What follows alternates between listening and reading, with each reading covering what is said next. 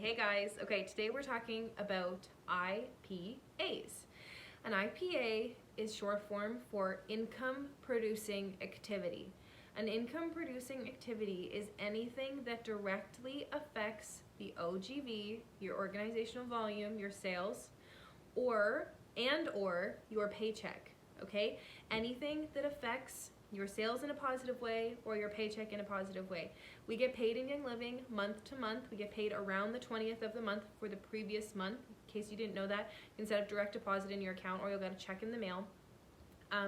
But everything we do between the 1st and the 30th of the month or 31st of the month, if there are 31 days, affects the check that we get the next month. So we work on a month to month to month to month basis. That's how we do it, okay? And just like Alicia mentioned in a previous video, everything resets at the beginning of the month. Even me and her and everyone, we reset at 0. Even the diamonds restart at 0 every single month, okay? So if you had the ability to increase your next month's paycheck by $50 or $60 or $100, would you not want to do that?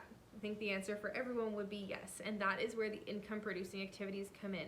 Now, so often people feel discouraged because they're like, I'm working all the time, I'm doing so much in Young Living and I'm not seeing any results, my team isn't growing and my paycheck isn't growing. And the first thing that I say to them is, tell me the work that you're doing, because there is a good chance that the work that you or they are focusing on is not actually check increasing, sales increasing work. We call it the funny work. So scrolling social media is not an IPA. Messaging someone about how a blog post that you saw that might help them use their oils is a great thing to do, but it's not an IPA. Setting up your social media calendar, great thing to do, not an IPA. Hanging out with your friend and casually talking about oils in the middle, great thing to do, not an IPA, okay? So when we focus on IPAs, our teams will grow, okay?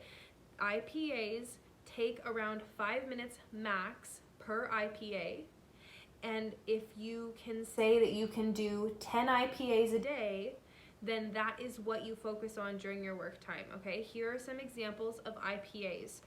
Talking to someone about oils, helping someone get on ER or change their monthly order. I'll consider that an IPA because it's still going towards sales. Looking at your organization, and because 190 PV is a promo, and you see that they're ordering 181 PV, you're gonna message them and say, hey, if you order 9 more PV, you're gonna get 3 free oils, and they're gonna go, oh my goodness, you just increased your sales for that month, okay? Booking a class, an event, a one-on-one, those are IPAs. Helping your team enroll members is an IPA. These are all of the things that you want to be focusing on as a business builder, okay? Remember that cycle we talked about? Enroll, get them on ER, help them enroll, and help them get their friends on ER. Those 4 things are all IPAs because this is what we want to focus on in our business. Today in the workbook, you're gonna see a page of different IPAs broken down, helping you figure out which ones you want to focus on. And what my encouragement for you is look at what IPAs are most uncomfortable for you and start with those and save the easier ones for later. I follow a diamond on social media, and her whole thing is talking to 10 people a day, 5 days a week will get you to diamond. Talking to 10 people a day, 5 days a week. And this isn't talking to people specifically about oils, this is being in community with people so that when oils or something comes up, it's easy to transition into that conversation. Okay, so start with the IPAs that feel trickier for you, and then focus on the ones that are easy.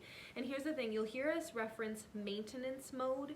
A lot of people, okay, first of all, I'm gonna go on a little bit of a tangent and say that maintenance is not growth, okay? A lot of people will say, I wanna maintain star this month, or I wanna maintain silver this month.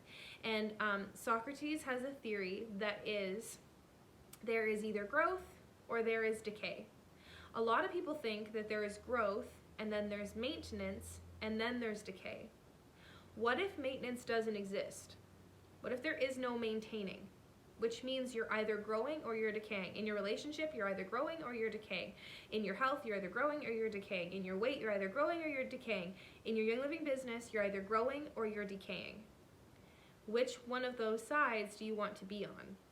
Everyone's answer would be growth. In which case, we have to be doing the IPAs every single rank that we are in Young Living and not fall into a trap of maintaining. When you set your goals, maintaining will not be part of them. I will not allow it because maintaining does not inspire growth, okay? So we want to focus on IPAs. It's also why Diamonds and Up always say that they still try to enroll 1 to 2 people every single month, because enrolling is bringing in new members, is growing team, is growing sales, is growing checks, is growing business, okay? Those things are all connected. So the last thing that I want to say, which wasn't really on my list to talk about, but I'm going to talk about it for a few minutes. The words that you speak over your business are going to play a huge part in how successful you are in Young Living and in other areas of your life.